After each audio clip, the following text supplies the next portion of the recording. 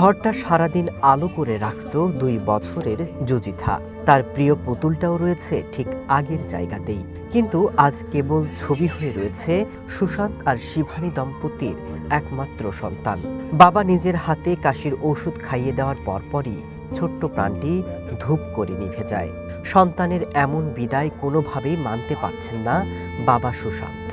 घोड़ा आगे बढ़, घोड़ा आगे बढ़, एक एक चीज याद आती।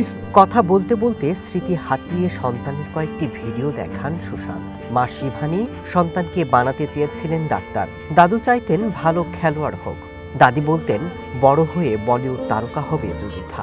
কিন্তু সব স্বপ্ন মুহূর্তেই ধূলিসাৎ করে দিয়েছে সাধারণ একটা কাশি সিরাপ, এলোমেলো করে দিয়েছে পুরো পরিবারটিকে। সাধারণ জ্বর নিয়ে চিকিৎসকের কাছে যান জুজিথার পরিবার। তাদের অভিযোগ, চিকিৎসক যে কাশির সিরাপ দিয়েছিলেন সেটি খাওয়ানোর পরপরই বমি করে জুজিথা।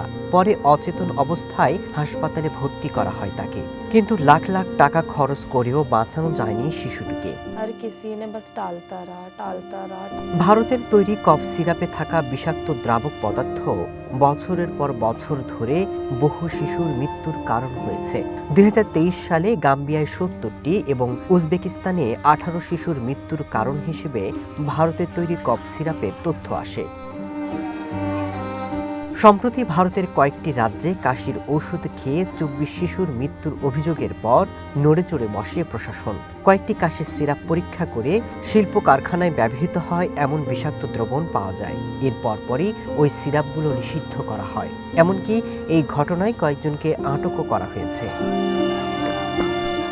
এদিকে কোলরিপ, রেসপি ফ্রেশ টিয়ার এবং রিলাইভ ভারতের তৈরি এই ৩ ব্র্যান্ডের কাশির সিরাপ নিয়ে গোটা বিশ্বকে সতর্ক করেছে বিশ্ব স্বাস্থ্য সংস্থা।